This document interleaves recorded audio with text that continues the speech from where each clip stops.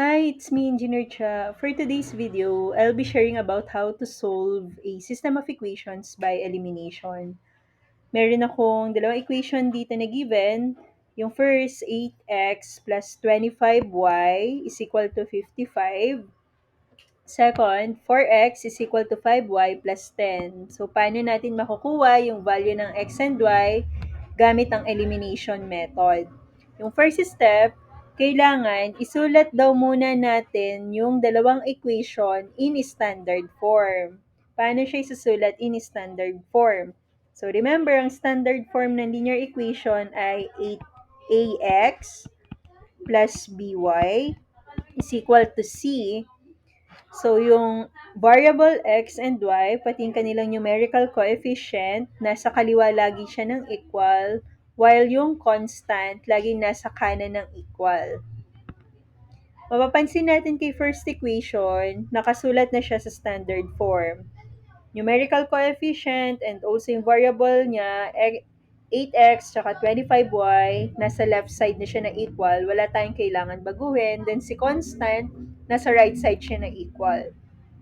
Second equation, kailangan natin siyang isulat into standard form kasi wala pa siya sa ganun. So, si x, retain ko lang siya sa kaliwa ng equal for x. Si 5y, ito-transfer ko siya sa left ng equal. So, magiging negative 5y is equal to 10. Meron tayong second equation na nasa standard form. Second step, kailangan daw gawin nating numerical coefficients of one variable opposites. So, meron tayong first equation na 8x plus 25y is equal to 55. Meron tayong second equation na 4x minus 5y is equal to 10. First equation, second equation. Kailangan daw makapag-eliminate tayo ng isang variable at para magawa yon, kailangan yung isang numerical coefficient ng isang variable maging opposite siya ng isang equation. Anong ibig sabihin nun? Pwede tayong mamili kung anong una nating i-eliminate, kung si y ba or si x. Ang pipiliin ko ay si x. Kailangan si 4x, i-opposite daw yung numerical coefficient ng first equation. Kailangan si 4x maging negative 8x. Yun yung opposite ng positive 8x. Para maging negative 8x si 4x, siya, ang buong equation, imumultiply ko siya kay negative 2. So, 4x minus 5y is equal to 10 times negative 2. Negative 2 times 4x is negative 8x. Negative 2 times negative 5y is positive 10y. Negative 2 times 10 is negative 20. Meron na akong second equation na kung saan yung isang variable niya ay opposite sa variable at numerical coefficient ng first equation. Yun yung second step. Anong magiging third step? Ang magiging third step, i-add natin yung first equation pati yung second equation na na-multiply na natin kay negative 2. So, meron akong 8x. Kasi nga, ang purpose natin, elimination method, mag-eliminate muna tayo ng isang variable para makuha natin yung value ng isang variable. So, meron akong first equation. Second equation ko ay si negative 8x plus 10y is equal to negative 20. Second equation. Sabi kong next step, i-add yung dalawang equation. So, pag in-add ko siya, 8x plus negative 8x, 0 na siya. May ma-eliminate tayong variable. Yun yung purpose kaya nag-multiply tayo kay negative 2. Pwede din tayo mag-eliminate through y. Imumultiply naman natin po yung buong equation kay positive 5 para si 5y maging 25y. Anyway, sa x tayo una mag-eliminate. 25y plus 10y is equal to 35y. 55 plus negative 20 is equal to positive 35. Then, divide both equations sa numerical coefficient ng y, which is 35. 35y divided by 35 is equal to y. 35 divided by 35 is equal to 1. Meron na tayong value ng 1 na y is equal to positive 1. Ano yung next step? Solve na natin yung remaining variables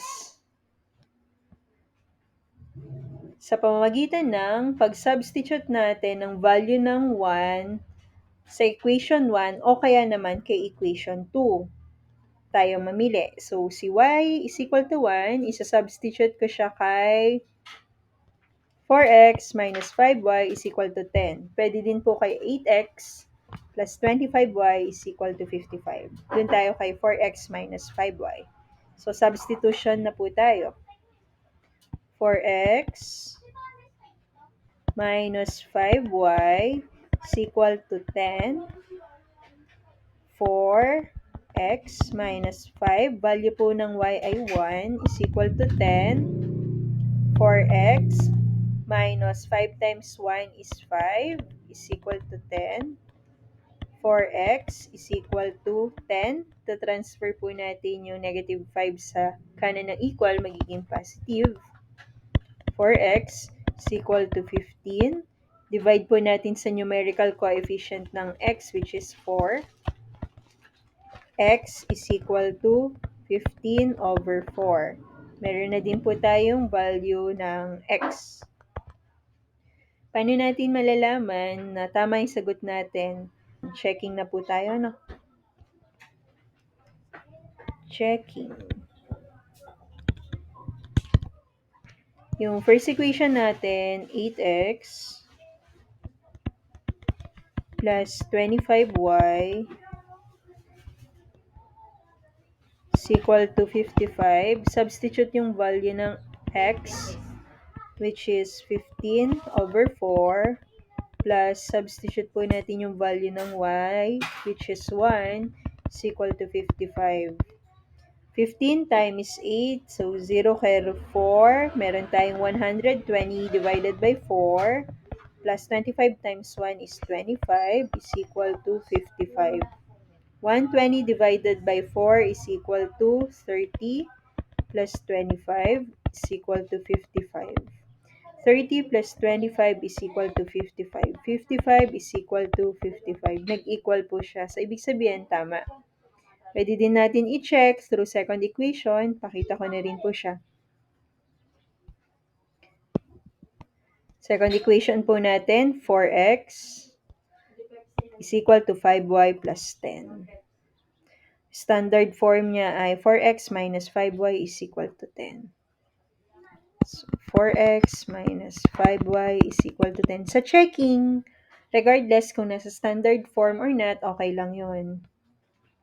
So, instead na standard form, gamitin natin yung original equation. 4x is equal to 5y plus 10. Substitute yung value ng x, which is 15 over 4, is equal to 5 times value ng y is 1 plus 10. Cancelled, magiging 15 is equal to 5 plus 10. 15 is equal to 15. Equal.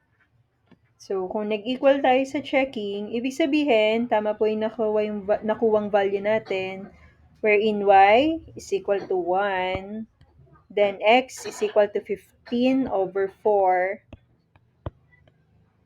as answered po using elimination method sa dalawang equation na given. That's all I have. If you have any ideas for a computation-related topic that you would like me to discuss, feel free to comment below. Thank you.